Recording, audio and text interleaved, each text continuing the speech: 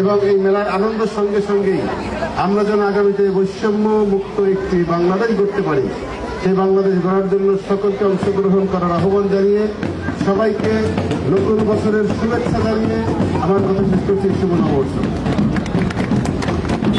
এ পর্যায়ে বক্তব্য প্রদানের জন্য বিনীতভাবে অনুরোধ জানাচ্ছি আজকের এই শোভাযাত্রা এবং মেলার আয়োজক বাগেরহাটের সুযোগ্য জেলা প্রশাসক ও বিজ্ঞ জেলা ম্যাজিস্ট্রেট জনাব গোলাম মোহাম্মদ বাতিল স্যার। শুভ নববর্ষ সম্মানিত বাগেরহাটবাসী, আমরা এই বৈশাখী শোভাযাত্রা শেষে আজকে জেলা পরিষদ অডিটোরিয়াম প্রাঙ্গণে সমবেত হয়েছি। আমাদের বাগেরহাট জেলার যে নববর্ষ 1433 উদযাপন তারই অন্যতম একটি অংশ হচ্ছে আমাদের বৈশাখী মেলা এবং সাংস্কৃতিক অনুষ্ঠান। 5 দিনব্যাপী মেলা চলবে। আমরা অবশ্যই আনন্দ করব, আমাদের সকল মনের যে চাওয়া পাওয়া আছে আমরা এই মেলার মধ্য দিয়ে সেটি পূরণ করব।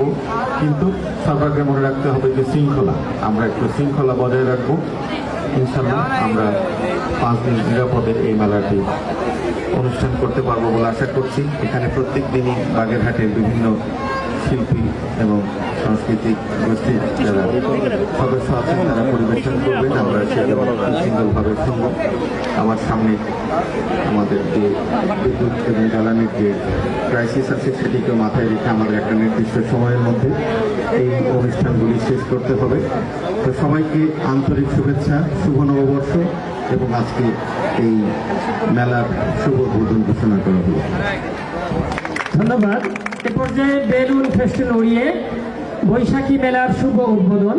বেলুন ফেস্টুন উড়াচ্ছেন বাগেরহাটের সুযোগ্য জেলা প্রশাসক, পুলিশ সুপার এবং মাননীয় সংসদ সদস্য বাগেরহাট সদর 2।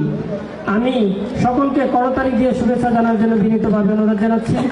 এরপরে কবুতর অবমুক্ত হবে, তারপরে সকলের জন্য আয়োজনকারী কর্তৃপক্ষের পক্ষ থেকে বাতাসা, মোয়া এবং দানাদারের ব্যবস্থা আছে, আপনারা এটা সংগ্রহ করবেন। এ পর্যায়ে পায়রা অবমুক্তকরণ, পায়রা অবমুক্তকরণ সামনে দেন, আপনি এক পাশে নিয়ে যান, খাবারের পাশে একটু দূরে সরে যান।